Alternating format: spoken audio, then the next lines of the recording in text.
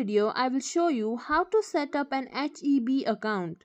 So you can download the HEB app from the Play Store or simply open Chrome or any web browser.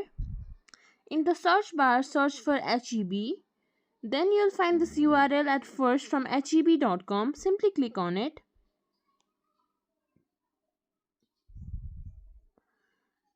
Now at the right corner you will see this cart icon. Right beside it you will find the profile icon. Click on it.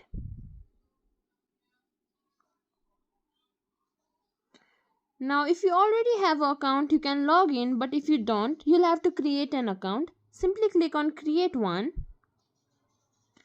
Now put in your first name, your last name, your email address and then your mobile phone. Then simply click on create account. Then your account will be created. If you think this video was helpful, please like, share, subscribe to our channel and leave us a comment down below. Thank you for watching.